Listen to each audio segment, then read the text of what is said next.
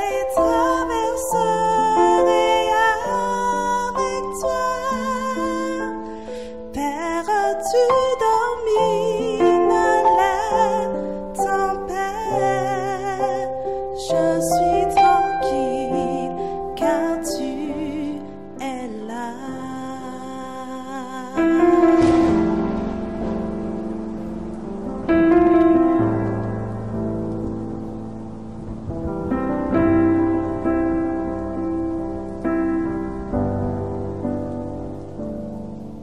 En Jésus seul, je me confie.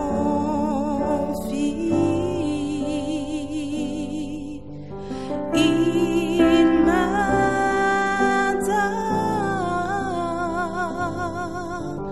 force, calme et puissance, même si les océans se déchaînent, je les traverserai avec toi. Père, tu domines les tempêtes. Je suis tranquille car tu es là.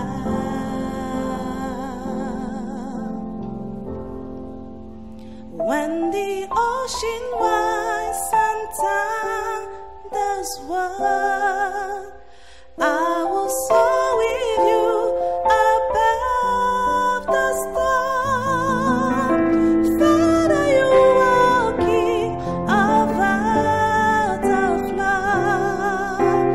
I will be still, know you are God.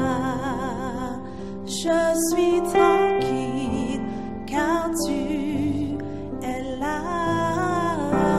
Je suis tranquille car tu es là.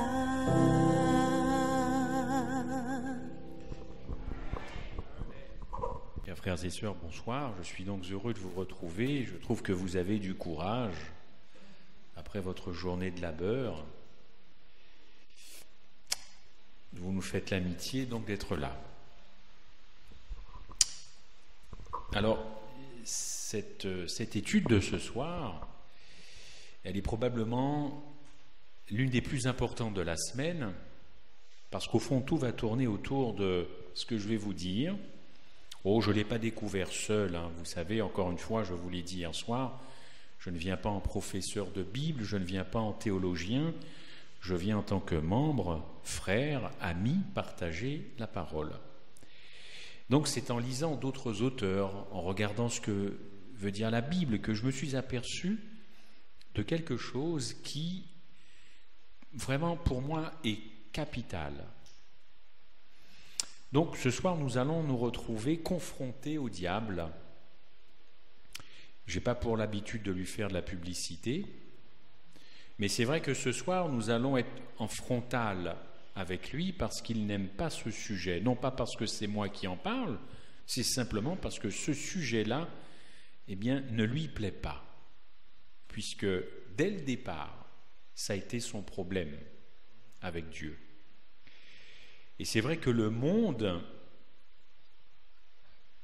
il y a pas mal d'années de cela, a été secoué sur ses bases par un petit groupe d'hommes, 12, pas plus, pas moins, qui, venus de la Palestine, eh bien, ont parlé de mots, ont témoigné, et ils se sont fait beaucoup d'ennemis à cette époque-là, parce qu'ils étaient porteurs d'un message bouleversant qui est affiché à l'écran derrière moi, une phrase toute simple, mais je suis sûr que nous n'avons pas compris ce que veut dire cette affirmation. Dieu est amour. Et si vous êtes curieux, vous allez sur Internet dès ce soir, ou si vous n'avez pas le temps demain, et vous regardez, vous tapez Strong sur Internet, c'est un moteur de recherche, Strong pour connaître la racine des mots grecs et hébreux. Et si vous allez dans le Nouveau Testament, d'où est issu ce verset, vous verrez que c'est marqué « Dieu est agapéo ». Alors on verra tout à l'heure un petit peu qu'est-ce que ça veut dire, mais ce mot agapé en français, en grec agapéo, a complètement bouleversé l'humanité, portée par 12 personnes. C'est un mot qui, d'entrée, quand il a été prononcé, a séparé le monde en 2 camps, pas plus, en 2 camps. Et encore aujourd'hui, le monde est séparé en 2 camps par rapport à ce mot, agapé. Vous avez ceux qui acceptent ce mot et ceux qui rejettent ce mot. Alors j'espère qu'à l'issue de la semaine, vous ferez partie de ceux qui acceptent ce mot. Autre conséquence, si vous acceptez ce mot, vous serez persécuté. Si vous n'acceptez pas ce mot, agapé, vous serez les persécuteurs. Alors vous voyez que ce n'est pas une petite affaire que ce mot, et au fond personne ne reste indifférent devant agapé, évidemment. Alors c'est un mot qui est explosif, parce qu'il est à l'opposé de la conception de l'amour, où on l'entend dans le sens le plus commun, n'est-ce pas? Alors, avant que ce mot existe, les gens éprouvaient déjà des sentiments entre eux, mais ce mot-là est vraiment venu percuter au fond la conception classique, encore une fois, que nous avons de l'amour. Et quand j'ai réfléchi à ça, je me suis dit, mais disons, qu'est-ce que c'est profond et qu'est-ce que ça changerait nos rapports entre nous si nous comprenions déjà et si ensuite nous voudrions vivre cet agapé. Alors il y a 3 raisons pour lesquelles nous devons comprendre ce qui se passe quand on parle de l'amour de Dieu. C'est vrai que nous prions tout le temps, hein. Nous le disons d'ailleurs, Dieu est amour, Dieu nous aime, ouais. Enfin, qu'est-ce qui se cache derrière ça? Qu'est-ce que ça veut dire? Il y a tellement de gens qui sont chrétiens et qui souffrent dans leur foi alors même qu'ils savent que la Bible dit que Dieu est amour. Et j'ai envie de vous dire aujourd'hui, c'est pas parce que je sais que Dieu est amour que je ne souffre pas. Mais si je souffre, c'est qu'il y a quelque chose que je n'ai pas compris dans cet amour. Alors on va essayer de cheminer. Donc la première chose, la première raison pour laquelle il faut comprendre cela, c'est parce que l'amour, c'est le thème central de la parole de Dieu. C'est le thème central de la Bible. Impossible de connaître Dieu si on ne comprend pas son amour pour nous. Ensuite, le cœur de la grande controverse, le cœur de ce conflit cosmique, comme on dit entre Dieu et Satan, c'est l'amour, c'est l'agapé. Et je pensais à ça tout à l'heure, j'essayais de me projeter en Éden, et souvent nous les adventistes du 7e jour, nous avons l'habitude de dire qu'au fond, l'orgueil est né dans le cœur de Satan. Je pense que tout petit, si on est né dans l'Église, on grandit avec cette perception. L'orgueil est né, il a été jaloux, dites-moi si je me trompe, jaloux de la gloire de Dieu, jaloux de l'adoration des anges, jaloux de beaucoup de choses. Mais au fond, chers frères et sœurs, quand vous réfléchissez, orgueil, jalousie, tous ces sentiments qui ont pu naître dans le cœur du diable, eh bien, ça vient de son problème avec l'amour. S'il n'avait pas eu de problème, ce problème d'amour dans son cœur, il n'aurait pas convoité la position de Dieu, il n'aurait pas cherché à prendre la place de Dieu. Alors voilà pourquoi il faut comprendre cet agapé. Et puis enfin, troisièmement, il s'agit évidemment de la gloire de Dieu, et on a beaucoup de sermons sur la Bible, et si ça se trouve, vous allez trouver que c'est un sermon de plus, cette histoire d'agapé. Mais la réalité, c'est que la plupart des chrétiens, et vous y mettrez sympathiquement les adventistes, n'ont pas saisi cet amour de Dieu. Alors, c'est probablement un problème de vocabulaire, c'est aussi un problème humain. Mais quand les auteurs du Nouveau Testament ont écrit leur texte, il disposait de 4 mots, n'est-ce pas, en grec. Je ne les ai pas notés sur la slide, essayez de retenir. Le premier mot, vous le connaissez peut-être, ou vous avez entendu parler, c'est storge. Ça s'écrit S-T-O-R-G-E. Storge.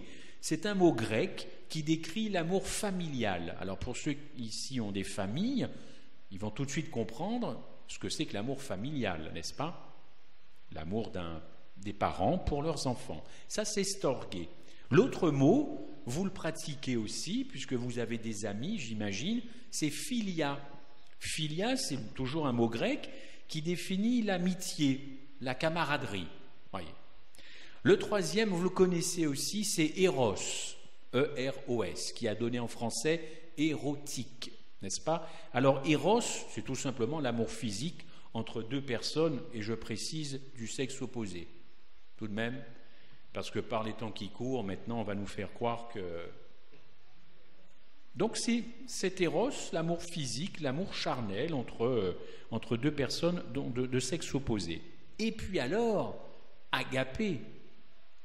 Mais agapé, il n'y a que les 12 qui en parlaient. Parce que moi, la définition que j'ai d'agapé, ça a toujours un mot grec, ça désigne un amour divin, un amour inconditionnel, un amour désintéressé, un amour qui ne recherche pas son enrichissement personnel. Ça fait beaucoup, dans une définition pour agapé. C'est donc, en fin de compte, l'amour pour l'amour. Voilà, je ne recherche pas mon intérêt, je donne, sans vouloir pour autant recevoir. Donc vous comprenez que d'entrée de jeu, c'est un mot, c'est une conception de l'amour qui a pu déranger à l'époque. Dieu est amour, Dieu est agapé. Quand Jean a écrit son épître, il avait donc le choix entre Eros, mais il n'a pas du tout voulu dire que Dieu était Eros, on peut le comprendre. Il aurait pu vouloir choisir Philia ou Storge, non. Il a choisi volontairement agapé. Dieu est agapé. À chaque fois que vous voyez le mot amour dans le Nouveau Testament, chers frères et sœurs, chers amis, remplacez-le. Faites fonctionner votre logiciel et vous le remplacez et vous pensez à agapé. Ce n'est pas un mot magique, mais c'est un mot qui résoudrait beaucoup de choses si, on le demandait à Dieu et si, 2, on voulait le vivre, cet amour. Donc, Dieu est amour. Jean avait le choix, il a pris agapé. Pour lui, impossible que Dieu soit autre chose que Eros. Et pourtant, Eros, à l'époque romaine, à l'époque des Grecs, c'était un amour puissant, parce que déjà c'était un amour qui unissait un homme et une femme, tant sur le plan charnel, sexuel, que sur le plan sentimental. Donc quand vous disiez Eros, c'était puissant. Ça unissait les familles, c'était l'amour qui était dans le cœur humain.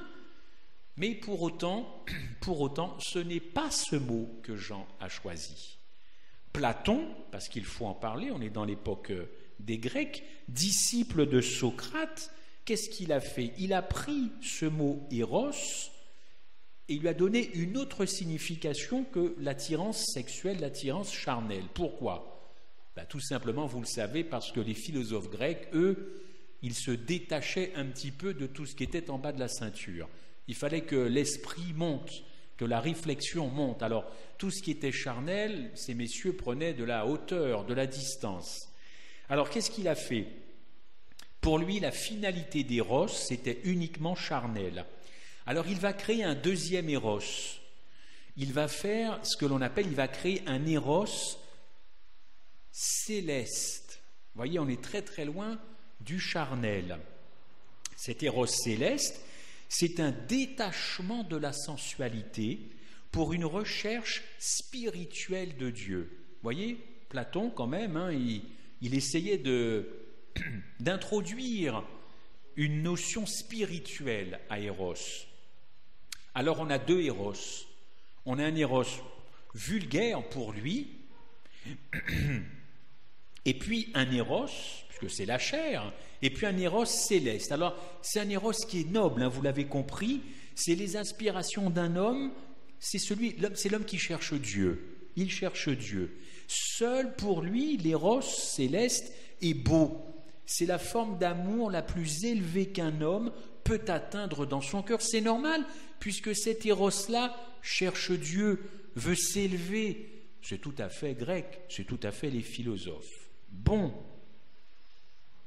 Alors, on avance un petit peu, et je vais vous donner les particularités de l'agapé. Et vous allez peut-être commencer à construire quelque chose, évidemment, et à avancer avec moi. Le mot agapé, il est révolutionnaire pour 3 aspects. Parce que je vous ai dit tout à l'heure que c'était un mot qui a véritablement créé une bombe. Ça a été explosif. Restez avec moi. Restez avec moi. Premièrement, la particularité d'agapé, c'est quelqu'un qui va aimer d'un amour, et cet amour possède l'assurance au jour du jugement. Au jour du jugement. Non pas une assurance désinvolte vis-à-vis du jugement de Dieu. Non, la chose est sérieuse. Cette terre aura une fin et avant un jugement. Mais c'est un amour qui ne craint pas ce jugement. Est-ce qu'on a la slide, Lorraine? 1 Jean 4, verset 17. Et en tant qu'adventistes du 7e jour, nous ferions bien de méditer ce verset, n'est-ce pas? On va le lire. En ceci, l'agapé est accompli en nous, afin, ces gens qui parlent, que nous ayons confiance au jour du jugement. Si je devais faire un sondage ce soir, à bulletin secret, pour mettre personne mal à l'aise, qui a l'assurance, c'est-à-dire qui ne craint absolument pas le jugement de Dieu quand il viendra? Je serais peut-être surpris par vos réponses, parce que l'adventiste a grandi dans la crainte du jugement. Du style, ne fais pas ça, c'est péché, si ton nom passe en jugement maintenant. Oh, mon nom passe en jugement. Je suis fait, je suis mort, je suis perdu. Qui n'a pas grandi dans cet état d'esprit qu'il fallait avoir peur du jugement? Encore une fois, l'agapé ne permet pas d'arriver comme ça, les mains dans les poches, au jour du jugement, disant « Salut, alors mon compte est bon, ok, je te remercie, le paradis, c'est par là, alors j'y vais. » C'est pas ça qu'agapé veut dire. Mais si vous avez bien compris, quand on a l'agapé dans le cœur, on ne craint pas le jugement de Dieu. C'est Jean qui le dit, c'est pas Christophe Michel. Nous devons méditer beaucoup ce verset. Sans l'agapé, si on a simplement l'amour normal dans le cœur, cet amour qu'on pratique tous les jours, eh bien, sans cet agapé, c'est avec crainte que l'homme devra comparaître au jugement dernier. Et il y a un autre beau verset qui va avec celui-là, tu peux l'envoyer, 1 Jean 4, 18, et celui-là, il fait mal. Il n'y a pas de crainte dans l'agapé, c'est-à-dire l'amour agapé, mais le parfait agapé, pardon, il y a juste une petite faute, le parfait agapé bannit la crainte, car la crainte renferme une punition, et celui qui craint n'est pas parfait. Il est simple comme verset, n'est-ce pas? Celui qui craint Dieu, ou qui craint le jugement, il y a quelque chose qui n'est pas bon dans sa relation. Permettez-moi de vous dire que je ne suis pas en train de vous dire qu'il ne faut pas craindre Dieu. Ce n'est pas ce que je suis en train de vous dire, mais c'est l'image qu'on se fait de Dieu, de ses oracles, de ses jugements, voilà. Jean vous dit qu'il n'y a pas de crainte dans l'agapé parce que l'agapé bannit la crainte. Parce que dans la crainte, il y a une espèce de punition. Dans la crainte, j'ai peur d'être perdu. J'ai peur d'être perdu. Alors je vous dis ça, mais j'ai en tête une phrase de Madame White qui nous dit très souvent, ne dites pas comme ça constamment, vous êtes sauvé, vous êtes sauvé, vous êtes sauvé. Il y a une forme de respect vis-à-vis de Dieu, puisque c'est lui l'auteur du salut. Mais De grâce, chers frères et sœurs, dans votre relation intime et personnelle, comment vous concevez Dieu? Comment vous concevez Dieu, c'est-à-dire l'être suprême, le Créateur et le Rédempteur par Jésus-Christ? Je vous le dis parce que beaucoup de gens sont malheureux, parce qu'au fond de leur cœur, il y a une espèce de peur de Dieu, de peur d'une punition, parce que j'ai fauté, boum, ça va assurément me tomber sur un coin de la tête. Ça c'est sûr, avec Dieu ça rigole pas. Si vous grandissez comme ça et si vous faites grandir vos enfants, vous êtes en totale contradiction avec ce que l'apôtre Jean dit.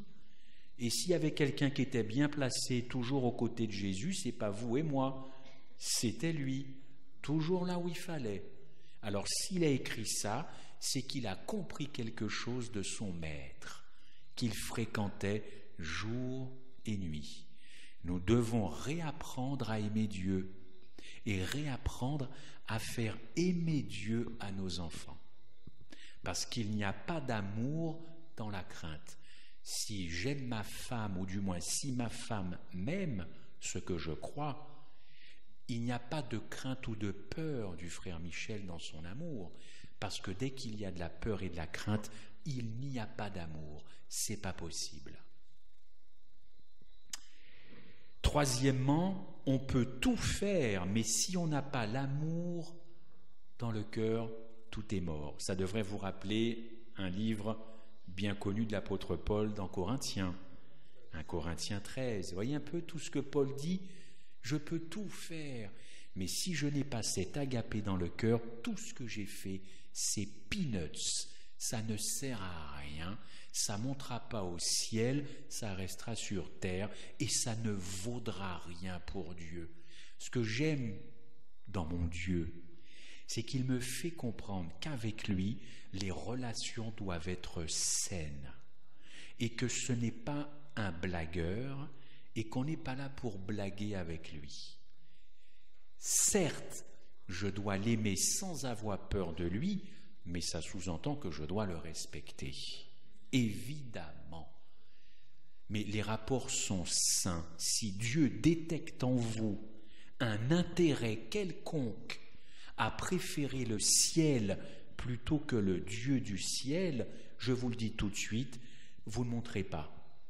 Non pas parce qu'il ne vous aime pas, mais vous ne supporterez pas d'être éternellement avec lui en montant avec cette idée au ciel. Et il y a beaucoup de gens parmi nous qui préfèrent le ciel plutôt que le Dieu du ciel. L'agapé, donc, vous avez vu en 3 aspects, possède une qualité phénoménale. L'agapé supporte tout. Et c'est pour ça que l'agapé nous dérange. Parce que moi, par rapport à ma famille, par rapport à d'autres personnes, il y a des choses que je ne supporte pas. Donc, je n'ai pas atteint encore ce degré d'agapé pour pouvoir tout supporter et lâcher l'affaire. Il faut toujours augmenter la joie des autres quand ils ne sont pas d'accord avec vous. Mon frère me dit toujours, mais augmente sa joie, ne discute pas, augmente la joie de ton prochain. Ne rentre pas dans les querelles, ne rentre pas dans les disputes, fais-lui du bien. Ce n'est pas toujours ce qu'on retrouve dans nos rapports humains, n'est-ce pas? Et pas qu'à l'Église. L'Église n'est pas l'incubateur, ce n'est pas le concentrateur. On se voit une fois par semaine ou 2 fois avec la réunion de prière. Nous passons tous beaucoup plus de temps sur le lieu de travail ou dans nos maisons qu'à l'Église. L'Église, c'est 1/7 du temps. C'est comme la dîme. Enfin, pour peu qu'on n'ait pas d'occupation, mais c'est le sabbat. Et encore, il y a les adventistes du sabbat matin. Vous les connaissez, si vous ne les voyez pas l'après-midi. Donc ça ne fait pas beaucoup de temps à l'église sur une semaine. Donc l'église, ce n'est pas l'endroit où on passe le plus de temps. Ah, cet agapé. Alors des exemples pour que vous compreniez, mais vous avez, je le vois à votre visage, que vous voyez bien où je veux vous emmener. L'amour humain va à la recherche de Dieu. Toutes les religions païennes chrétiennes sont basées sur ce principe. C'est moi qui vais à la recherche de Dieu. C'est moi. C'est moi qui prends l'initiative. OK ? Et en plus, c'est difficile de trouver Dieu. Vous n'avez jamais rencontré quelqu'un qui vous dit « Toi, tu es vraiment vénard, quel privilège tu as avec ton Dieu. parce que moi, je ne le trouve pas. Alors les gens vont au Vatican, je ne vous conseille pas, même si c'est beau, ils vont à la Mecque, ils vont à Jérusalem faire des longs pèlerinages, ça coûte cher en plus, ils dépensent de l'argent. Pourquoi? Parce qu'ils pensent trouver Dieu. Mais bien sûr, je vais à la Mecque une fois par an parce que je suis un bon musulman, trouver Dieu, faire le tour. Hein. Je vais à Jérusalem parce que je sais qu'il est venu là, Jésus. Mais l'agapé montre au contraire que ce n'est pas vous qui cherchez Dieu, c'est Dieu qui vous cherche. Voyez un peu le logiciel, comment il change. Oh, vous avez des paraboles, hein, je n'ai rien inventé. Luc 19, verset 10. À ma connaissance, dans ma Bible, c'est le bon berger qui cherche la brebis. C'est pas marqué que c'est la brebis qui cherche le berger. On est d'accord? Rassurez-moi. Oui. Non, parce que là, ça m'embêterait qu'on n'ait pas la même Bible. Bon, vous avez la drachme perdue, et l'enfant prodige qui, après avoir mangé tout son argent, vous pensez que c'est lui qui s'est dit « je rentre » ? Non, c'est Dieu qui est venu à lui pour lui dire maintenant, il est temps de rentrer. Donc, l'agapé est formidable parce que l'agapé me montre que c'est Dieu qui me cherche, et si vous êtes là ce soir, c'est que Dieu vous a trouvé. Ce n'est pas vous qui avez trouvé Dieu. Il faut vous dire toujours que c'est Dieu qui prend l'initiative, ce n'est pas l'humain qui prend l'initiative, parce que si c'était l'humain, il y aurait encore une petite parcelle de quoi? D'orgueil. Parce que nous sommes les premiers fabricants au monde d'orgueil. Et oui, ici en Guadeloupe, c'est les bananes, c'est tout ce que vous voulez, mais ça c'est rien par rapport à vous qui êtes le premier fabricant mondial d'un produit qui s'appelle l'orgueil. Ah, ça se vend partout, hein.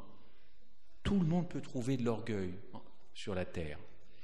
Deuxièmement, l'agapé me montre plutôt notre amour humain cherche toujours à s'élever, n'est-ce pas? Un Premier ministre, on a eu un exemple il n'y a pas très longtemps, un Premier ministre, ça veut devenir président, ça ne veut jamais descendre en dessous, on est bien d'accord?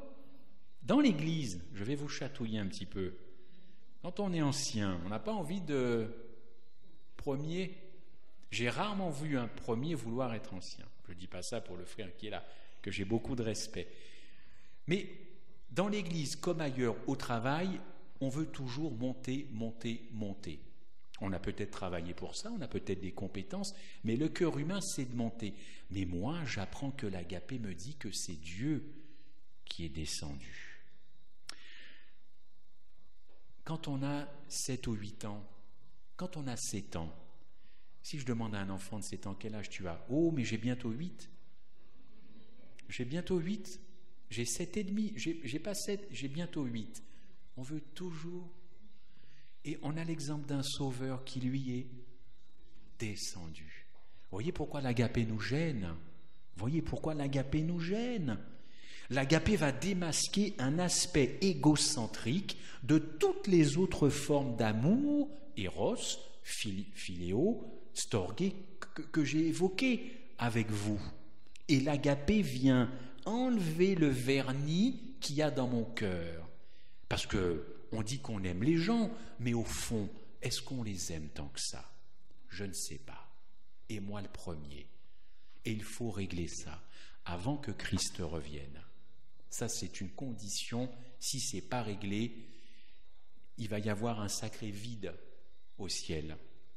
Les disciples ont donc refusé d'employer ce mot Eros et compagnie pour prendre agapé parce qu'ils ont vu dans Jésus-Christ une forme inconditionnelle d'amour. Je donne sans arrière-pensée. Je donne sans esprit d'avoir quelque chose en retour. Je ne suis pas un calculateur quand je donne avec l'agapé. Et la première chose que Satan a attaquée dans l'Église, permettez-moi de vous dire que ce n'est pas le dimanche ni le sabbat, ce n'est pas un problème pour Satan, selon moi, qu'il y ait des adorateurs, des observateurs du sabbat. Ça ne le gêne pas. Pas un problème. Puis il y en a d'autres qui observent le dimanche, ça il l'a créé pour ça. Puis s'il pouvait créer le jeudi, il créerait le jeudi dans quelques mois. Non. Satan, la première chose qu'il a attaquée dans l'Église et dans l'Éden, c'est l'agapé, c'est-à-dire l'amour. C'est ça que vous devez comprendre, parce que ce problème-là, on l'a jusqu'à ce soir, ici et partout dans le monde. Le diable connaît la puissance de ce mot et il ne veut pas que nous en parlions, et je constate qu'on en parle peu. C'est pour ça que moi je continue d'en parler, même si on me dit tu parles trop d'amour, tu ne parles pas assez de prophétie, tu ne parles pas assez de ci, de ça, comme si je parlais de l'amour dont parlent les autres dénominations. Non.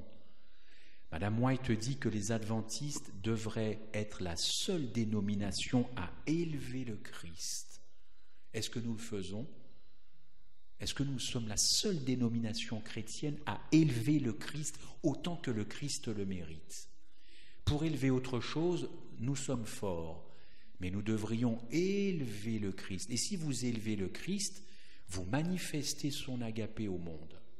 Même si c'est un amour que les gens ne veulent pas. Mais ça, c'est leur problème, c'est pas le vôtre.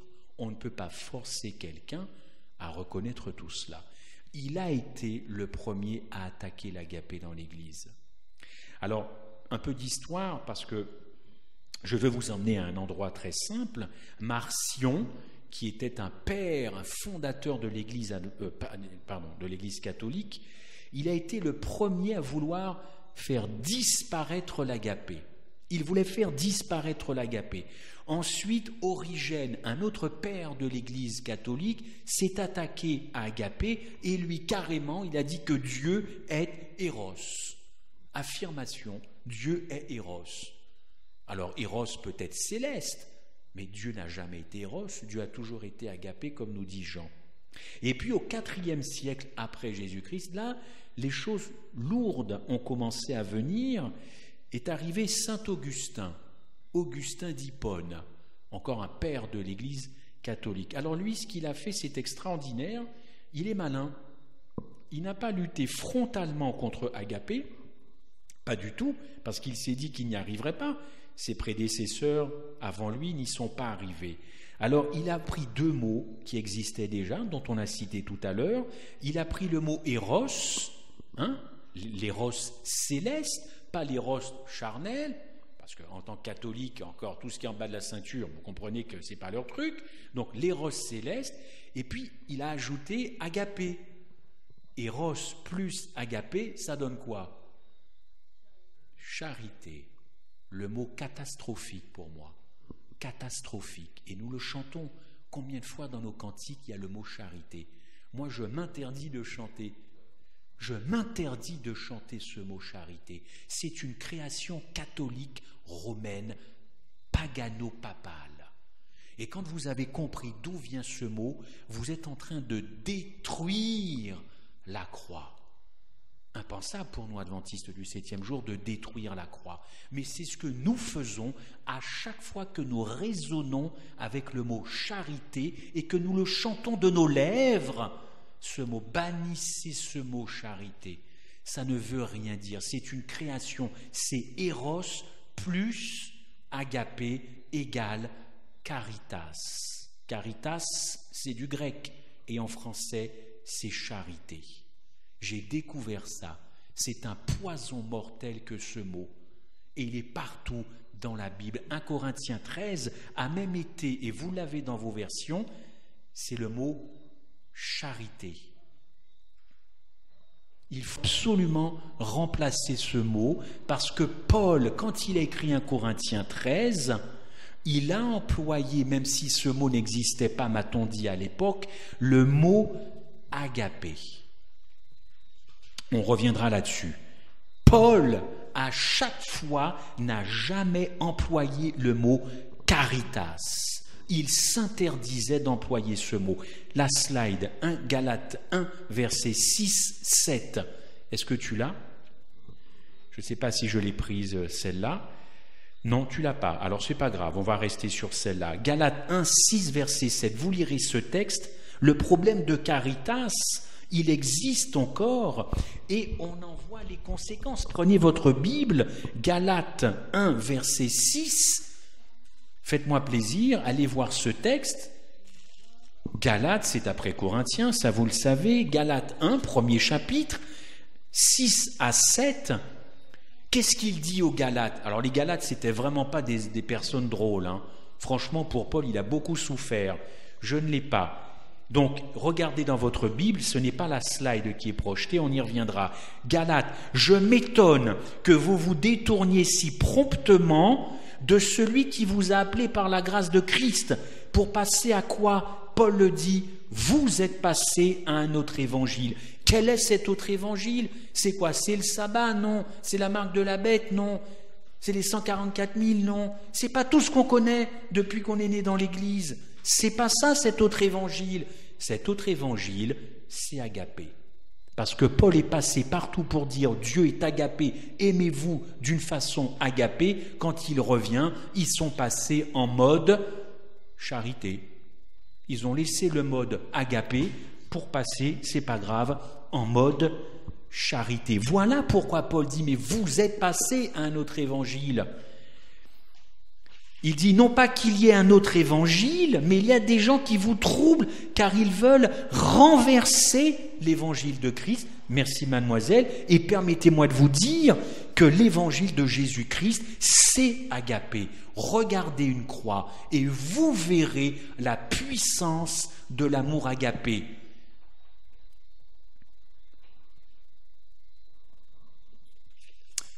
La croix, c'est la croix qui a révélé l'agapé. Et si on reste sur le mode charité, on va dévaluer le sacrifice de Jésus-Christ à la croix. Et je sais pourquoi, parce que dans nos esprits, quand on entend le mot charité, a priori, on n'a pas de problème avec charité, d'autant qu'on a des personnages très connus, Mère Teresa, oui ou non, celle qui a donné sa vie aux pauvres à Calcutta. Elle a fait un don, l'abbé Pierre, pour nous en métropole, sœur Emmanuel, on a des images, donc ça nous parle la charité, on trouve ça bien. Mais personne ne peut dire ce soir, qu'est-ce que l'abbé Pierre avait dans le cœur, sœur Emmanuel, ou qui vous voulez. Je ne dis pas que ce qu'ils ont fait, c'est pas bien, moi je serais incapable de le faire. Mais je ne sais pas qu'est-ce qu'en faisant ça, ils pensaient à quoi? Seul Dieu sait. Pourquoi ces personnes ont fait ces actes de charité? Mais à la croix, c'est pas la charité, c'est pas la charité, c'est l'agapé. C'est pour ça qu'à chaque fois, si vous continuez de fonctionner avec ce mot, vous allez dévaluer ce que Jésus-Christ a fait pour vous personnellement. Vous dénaturez le sens du sacrifice. Et c'est pas une petite affaire. Et c'est pas une petite affaire. On dévalue le salaire du péché, on dévalue avec charité la mort sacrificielle de Jésus-Christ. Et comment les catholiques ont réussi, encore une fois, à venir plomber la croix de Jésus-Christ avec le mot caritas, mais il leur fallait encore un élément, il leur fallait pénétrer le christianisme, il fallait qu'ils envoûtent le christianisme pour casser le sacrifice de la croix. Comment sont-ils arrivés? Vous le savez, vous n'étudiez peut-être pas forcément ça tous les jours, je ne vous en veux pas, mais jetez un œil sur un dogme qui s'appelle l'immortalité de l'âme. Voilà. Ils ont créé ça et avec ça, l'affaire était dans le sac. Pourquoi? Parce que ce dogme de l'immortalité de l'âme, vous le savez, quand vous êtes mort, votre âme monte au ciel.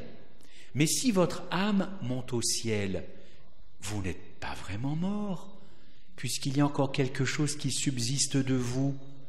Oui ou non? Je ne suis pas médecin, mais si mon âme monte, il y a quelque chose de Christophe Michel qui monte au ciel. Donc, la mort, c'est pas vraiment la mort. Ça vous rappelle pas un verset dans la Genèse?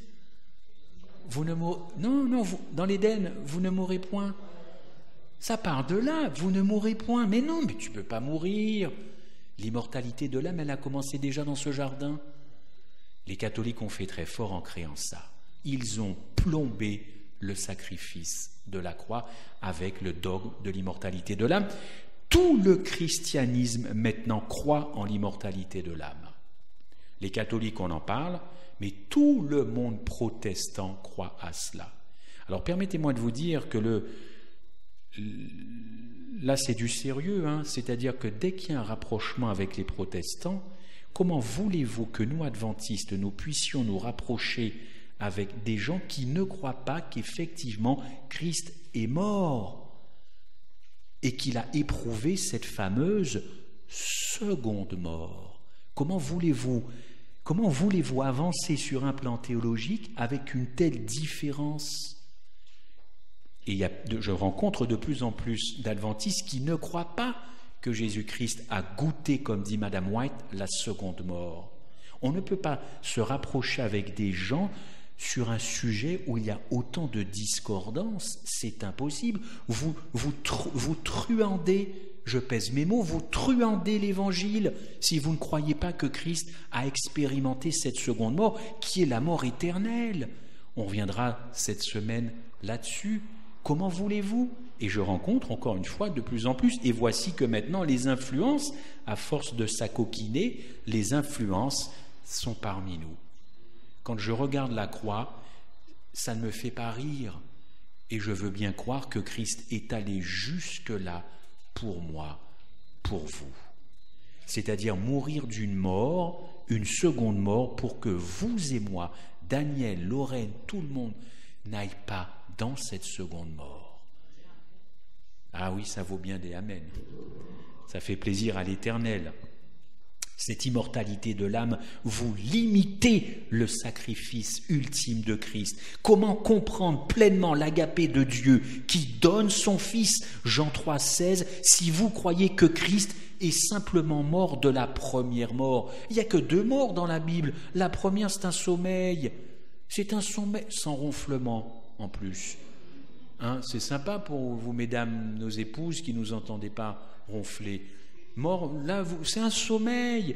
D'ailleurs, sur les très vieilles tombes catholiques, en métropole, peut-être ici, parce que c'est quand même une terre catholique, et ici repose. Alors les catholiques, vous voyez comment ils ont changé leur fusil d'épaule? Ils mettaient avant comme épitaphe, ici repose. Donc ils savent que la mort est un repos. Mais si la mort est un repos et que Christ vient nous chercher, pourquoi mon âme monte au ciel? Je ne comprends pas alors. Donc mon âme monte, mais il vient quand même chercher en bas. Ils vont se croiser alors. Heureusement qu'il y a des feux, Il risquerait d'y avoir des collisions. Vous voyez bien que ce n'est pas cohérent. J'en veux pas à ces personnes-là. Mais quand on étudie la Bible, on vient avec son cerveau. On ne le laisse pas dans les vestiaires, son cerveau. Alors Billy Graham, le grand prêtre, le grand apôtre protestant aux États-Unis, voilà ce qu'il a déclaré: vous êtes immortels. Grand protestant, vous êtes immortels, votre âme est éternelle et elle vivra pour toujours. Boum, comme ça c'est emballé. Le paquet est prêt. Votre âme vivra pour toujours, votre âme vivra à un endroit ou à un autre. Billy Graham. Et il en attire du monde dans ces églises le dimanche matin aux États-Unis, n'est-ce pas? Qu'est-ce que Aristote a dit? Beaucoup plus loin, Aristote, grand penseur, philosophe grec, Aristote a dit que le salut, pour lui, c'est simple. C'est le mouvement de l'homme vers Dieu pour être sauvé. Vous voyez, on retrouve encore ces mêmes idées dans les religions païennes. Et Platon, alors j'ai trouvé cette citation, Platon a dit que Dieu sauve seulement ceux qui lui sont sympathiques. C'est sympa, si vous êtes sympa, c'est très bien, vous êtes dans les petits papiers de Dieu. Voilà. Dieu sauve seulement ceux qui lui sont sympathiques, alors ça revient à dire que Dieu sauve seulement ceux qui le cherchent, premièrement, et ceux qui sont bons. Ça fait quand même beaucoup de conditions pour être sauvé, ça. Ça ne ressemble pas à Jean 3,16, Ça ne ressemble pas vraiment à Jean 3,16, parce que c'est la base des religions païennes qui se sont infiltrées. Alors, Il y a quand même une réaction de la Réforme. Pourtant, les protestants ne protestent plus. Ça fait bien longtemps qu'ils ne protestent plus. Mais Luther, lui, il a senti qu'à l'immortalité de l'âme, ça ne collait pas avec la Bible. Alors voici ce qu'il a dit. Il a dit que l'immortalité de l'âme, c'est une opinion monstrueuse. Et lui, personnellement, il a renoncé à ça, parce que c'était un prêtre catholique, vous le savez. Il a renoncé à ça. Et pendant toute sa mandature, ou son ministère, appelez ça comme vous voulez, il essayait de faire comprendre aux gens de son époque qu'il fallait laisser tomber l'immortalité de l'âme. Dès qu'il est mort, pouf, tous ses successeurs sont revenus à l'immortalité de l'âme. C'est le travail du diable. Mélenchon, Tyndale, tous ceux qui l'ont suivi ont rétabli l'immortalité de l'âme. D'ailleurs, l'apôtre Paul ne plaisantait pas avec la mort et la résurrection. Pour lui, il n'y avait pas photo. D'ailleurs, dans Actes 17, verset 18, je ne sais pas si j'ai cette slide, quand il va à Athènes, je ne l'ai peut-être pas, hein, Lorraine, il y en aura d'autres. Quand il va à Athènes, vous le savez, il prêche la résurrection. Et ça passe pas. Ça passe pas, parce que pour le monde de l'époque, résurrection, mais non, tu vas au ciel. Et Paul n'a jamais transigé avec ça.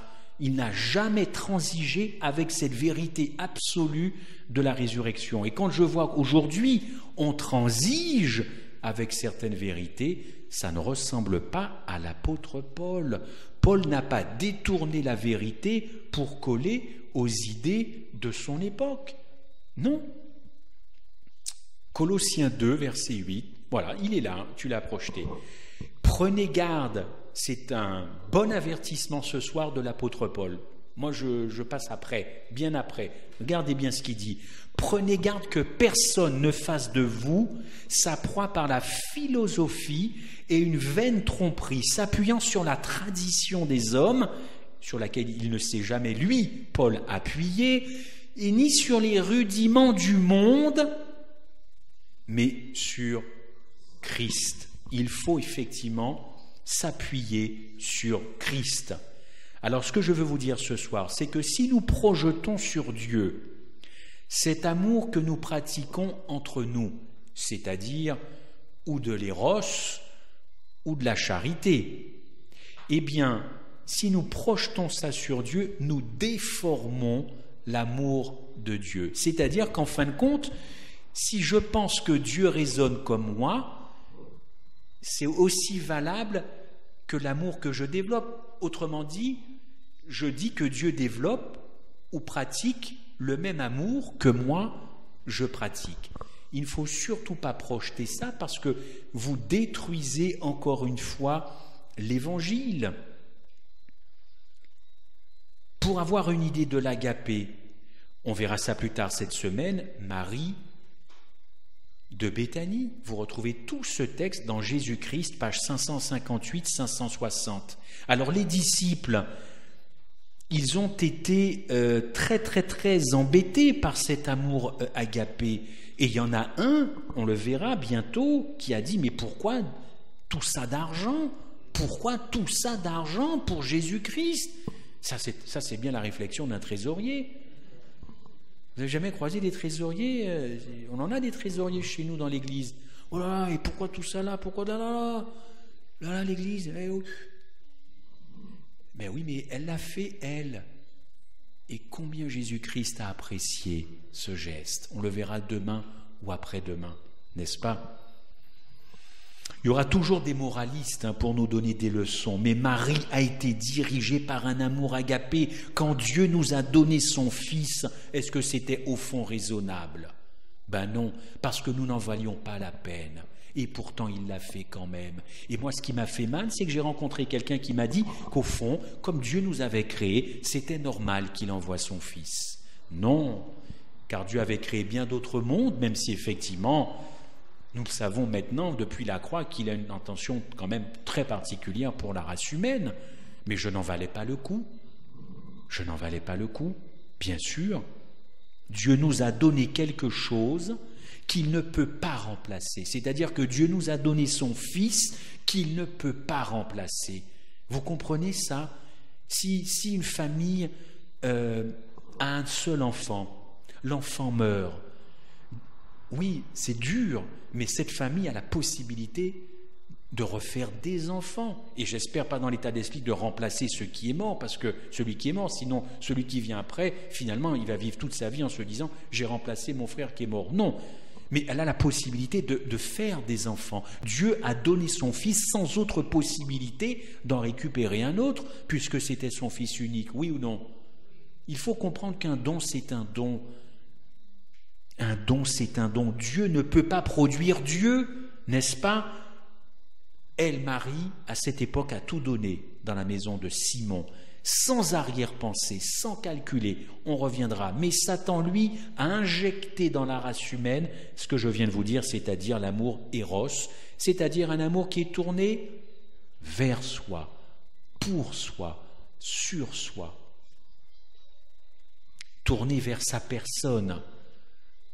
Et je vais passer très vite parce que c'est un petit peu plus long que d'habitude. Regardez, vous lirez Ézéchiel 28, verset 15, quand il est dit « Tu as été trouvé intègre dans toutes tes voies » et on connaît la suite. Ézéchiel 28, 15. L'amour humain maintenant, cet amour humain que nous pratiquons ici et ailleurs, il est conditionnel. Il faut l'avouer, il dépend d'un intérêt. C'est un amour qui a besoin d'être stimulé, n'est-ce pas ? L'amour de Dieu, lui, il est inconditionnel. Il vous aime tel que vous êtes, blanc, noir, vert, jaune, marron, toutes les couleurs. Et l'amour de Dieu n'a pas besoin d'être stimulé. Il n'y a pas quelqu'un qui vient lui dire « Il faudrait que tu aimes plus Catherine Michel. Qu'est-ce que, dis donc, tu l'aimes beaucoup moins depuis une semaine. Ah, mais excuse-moi, je m'en étais pas aperçu. Pourtant, je suis Dieu. » Non, l'amour de Dieu n'a pas besoin d'être stimulé. Et il n'est pas nécessaire que vous soyez bon pour être aimé de Dieu. Depuis quand maintenant il faut être bon pour que Dieu vous aime ? Mais Dieu aime les mécréants, c'est pour ça qu'il a envoyé son Fils. Vous comprenez ? Si nous projetons, comment je pourrais dire ça, chérie, pour être bien compris ? Si nous projetons nos, je veux que vous compreniez ce soir, je pense... Ouais, non, pas les qualités. Notre conception de l'amour, que là, si on projette ça, forcément... on se dit que Dieu raisonne comme nous. Donc, comme nous, on a du mal avec les gens qui ne nous aiment pas, on se dit donc que Dieu a du mal avec les gens qui ne l'aiment pas. Vous comprenez ? Mais ce n'est pas l'Évangile. Les gens mauvais, les pas bons, les mécréants, les moins que rien, Dieu les aime tout autant que vous. C'est ça l'Évangile. Et il faut aller beaucoup plus loin que ça. Les terroristes, les pédophiles, Dieu les aime profondément, mais ils n'aiment pas ce qu'ils font, évidemment. Mais pas besoin de chercher à être bon ou de faire des bonnes actions pour se dire je suis dans une position aujourd'hui favorable vis-à-vis de Dieu, et voilà. Non, c'est pas ça l'Évangile. Deuxième chose, autre chose, l'agapé correspond au renoncement de soi, mais ça il faut le demander à Dieu, parce que j'ai quand même oublié de vous dire la chose principale, c'est un amour qu'il faut demander à Dieu, car même convertis, même chrétiens, adventistes, nous ne pouvons pas produire cet amour-là. Il faut vraiment le demander à Dieu chaque jour dans vos prières, chaque jour. Alors quel est l'enjeu entre l'éros et l'agapé ? Eh bien, avec l'agapé, c'est Dieu qui agit. Avec Eros, c'est moi qui agis. Vous comprenez ? C'est moi qui aime, c'est moi qui choisis qui j'aime, c'est moi qui fais ma sélection, mes critères pour aimer telle personne, c'est moi. Eros, c'est je fais quelque chose pour être sauvé. Et vous voyez qu'on retrouve ça dans notre inconscient. Qui ici n'a jamais fait quelque chose en se disant « Tiens, ça, c'est bon pour l'avenir, c'est bon pour moi ». Dans l'église ou ailleurs, on calcule. On est tous passés par là. Ça, c'est un mode, comme disent les jeunes, un mode éros. C'est pas bon. Je fais quelque chose pour obtenir quelque chose. Une bénédiction, c'est la base de toutes les religions. On fait des sacrifices, ou on faisait pour obtenir quelque chose. C'est la mentalité du jeune homme riche. Que faut-il faire pour... Eh oui, le pauvre... Toujours faire. Avec Dieu, on n'est pas dans le faire, on est dans l'être. On est dans l'être, le verbe être, et non pas tout le temps faire pour obtenir quelque chose. Bonne réponse de Jésus-Christ. Matthieu 19, Paul, dans Acte 15, verset 1, il va réfuter cette idée qu'il faut être circoncis pour être sauvé. Il en avait marre. Il s'adressait à des juifs qui étaient convertis au christianisme. Ces mêmes juifs pensaient qu'il fallait encore se faire circoncire pour être sauvé. Paul leur a dit non. Et Paul s'est fâché. Stop. Christ, ça suffit dans ta vie. Tu n'as pas besoin de te faire couper le bout de la zézette. Tu es chrétien maintenant, laisse tomber tout ça. Eros, c'est du légalisme. On est centré sur soi, centré sur son propre salut, et on se pose tout le temps la question, qu'est-ce que je dois faire pour être sauvé? Qu'est-ce que je dois faire pour être sauvé? Mais ça a déjà été fait. Tu es sauvé. Qu'est-ce que tu veux faire de plus? Rien. Bien sûr que non. Alors Caritas, j'en ai pas fini avec Caritas. Caritas, je vous l'ai dit, vous l'avez compris, c'est un mélange d'éros et d'agapé.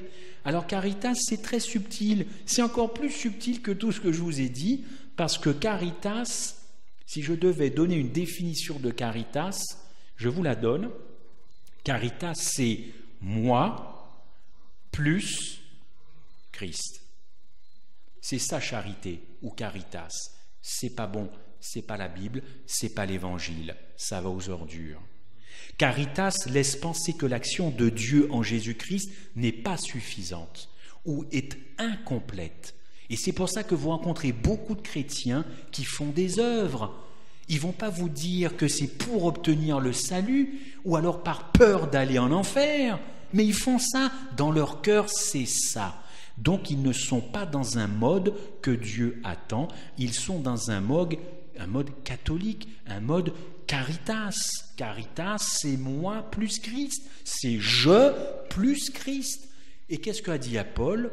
Quel a été le grand motif de Paul? Paul, ça a toujours été non pas moi, mais Christ.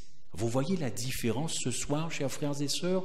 Non pas moi, mais Christ. Et les autres modes, c'est moi plus Christ. Quelle leçon, quelle leçon! D'ailleurs, Paul disait aux Galates, êtes-vous dépourvus de sens? Après avoir commencé par l'esprit, vous voulez finir par la chair. Et oui, les Galates avaient compris l'amour agapé. Et puis quand Paul est parti faire ses voyages, ils sont revenus en mode charnel. Il faut se faire circoncire. Vous voyez, chasser le naturel. Et il revient au galop. Rapidos, le galop. Et oui, le salut réside dans l'évangile agapé parce que l'amour agapé de Dieu est inconditionnel. Cet amour agapé, c'est un don pour les pécheurs, les bons comme les mauvais. Dieu nous a sauvés alors que nous étions, vous le savez, sans force. Éphésiens 2, est-ce que je l'ai noté? Nous étions premièrement sans force, nous étions des impies. C'est pas joli comme nous, les impies. On était des impies, on était des pécheurs et on était des ennemis. Et Dieu est venu par Jésus sauver ça. Qu'est-ce que nous avons fait? Nous étions en guerre contre lui et il vient me sauver. Waouh! Ça, c'est l'évangile. Ça, c'est l'évangile du ciel, pas l'évangile des hommes, malheureusement. Éphésiens 2, mais Dieu qui est riche en miséricorde, à cause de quoi? À cause du grand agapé dont il nous a aimés. C'est lui qui prend l'initiative, évidemment. Et quand Satan vient vous décourager, parce que ça c'est son grand principe, balancez-lui 1 Timothée 1, verset 15. Est-ce que je l'ai noté, Lorraine? Allez, si vous avez un moment de découragement dans votre vie, ce soir ou demain, allez, vous lui balancez cette phrase. C'est une parole certaine que Jésus est venu pour sauver les pécheurs dont je suis le premier. Voilà, ça va le calmer tout de suite. Bien sûr, ça devrait le calmer, même s'il est enragé, mais ça va le calmer quand même.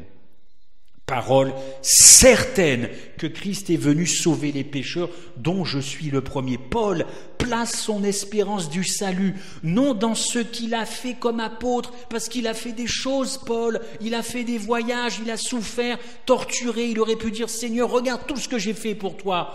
Regarde tout ce que j'ai fait. Jamais il n'a mis en avant ça. Jamais. Voilà. Au contraire, ce qui l'intéresse, c'est qu'il place sa confiance et son salut dans l'amour agapé de Dieu. Et oui, et dans l'action de Jésus-Christ. Tite 3, verset 2, un autre beau verset, Tite 3, ça c'est l'évangile agapé, je ne sais pas si je l'ai, pas sûr, mais c'est pas grave. Ce texte nous dit, non à cause des œuvres de justice, mais selon la miséricorde de Jésus-Christ. Oh, quand l'amour de Dieu nous contrôle, l'amour agapé, chers amis, c'est pour presque conclure, oui, parce que je n'irai pas au terme de tout ça, on est différent. Quand l'agapé contrôle l'Église, l'Église est différente. Quand l'agapé contrôle un mari, le mari est différent. Quand l'agapé contrôle l'épouse, l'épouse est différente. Vous avez des exemples d'agapé et de contre-agapé dans la Bible. L'exemple d'agapé, c'est Acte 3. Un contre-exemple, c'est Ananias et Saphira, par exemple. Vous en avez beaucoup. Je n'ai pas tout noté, évidemment. Certains sont focalisés sur le sabbat, certains sont focalisés sur les 10 commandements, certains sont focalisés en ce moment sur le Saint-Esprit, d'autres sont focalisés sur les sabbats lunaires, d'autres sont focalisés sur la marque de la bête, d'autres sont focalisés sur... Oh là là, que de focus! Mais est-ce que le caractère a été transformé par l'agapé avant de penser à tout ça? Mon Dieu, mais si l'Évangile est une bonne nouvelle, depuis que ma femme me connaît, mon caractère, j'espère, a changé en mieux, parce que sinon, c'est pas une bonne nouvelle que je lui ai présentée. Vous êtes là depuis 10, 15, 20, 30 ans, 40 ans dans l'Église, ok? Est-ce que vous pouvez dire, tiens, lui, elle, la sœur, oh, qu'est-ce que son caractère a changé positivement? Parce qu'on me dit que l'Église, c'est un hôpital. Mais si c'est un hôpital qui ne soigne pas, c'est pas la peine de venir alors. Il faut mieux aller vraiment dans les vrais hôpitaux où là on vous soigne. Parce que moi je ne reste pas dans un hôpital qui ne me guérit pas. Moi je fuis cet hôpital et pourtant c'est l'Église de Dieu. Donc moi je veux bien qu'on étudie tout un tas de trucs, mais si mon caractère n'est pas trempé dans l'agapé de Dieu, tout le reste ne sert à rien. 1 Corinthiens 13, c'est Paul qui le dit. N'est-ce pas? Bon, j'aurai beaucoup d'autres versets ce soir, il est déjà 20h20, vous m'avez fait l'amitié de venir, je ne vais pas poursuivre plus longtemps, mais je voudrais juste terminer en vous disant que le diable a tout fait pour empêcher qu'on comprenne ce que c'est que l'agapé. Et Madame White dit dans le livre Foi et œuvre, elle explique que la justification par la foi est liée à une bonne compréhension de l'agapé de Dieu. Alors c'est vrai qu'on passe notre vie à tenter d'être bon, à faire du bien, à lutter contre le mal, et parfois on n'y parvient pas, et parfois on est découragé, et parfois on craque. C'est qu'il y a un problème effectivement avec l'agapé, n'est-ce pas? Pour beaucoup, le christianisme est synonyme de bonne conduite. Ah, tu es un bon chrétien, tu dois faire de bonnes choses, n'est-ce pas? Pour Jésus-Christ, le christianisme, ce n'est pas synonyme de bonne conduite, c'est synonyme de loyauté à sa parole et d'une saine compréhension de l'agapé dans une communion intime pour qu'il puisse dire enfin en 1 Jean 3, verset 1, « Voyez quel amour le Père nous a témoigné pour que nous soyons appelés enfants de Dieu. » Chers amis, chers frères et sœurs, il faut avouer que nous sommes engourdis par le péché. Et le péché nous empêche, vous avez le verset, nous empêche de comprendre la profondeur de l'amour de Dieu. J'espère que ce soir, vous avez pu peut-être goûter un peu à cet amour. Si on ne ressent pas cet amour, nous allons vivre une vie chrétienne très compliquée, ce que je ne vous souhaite pas. Que Dieu vous garde.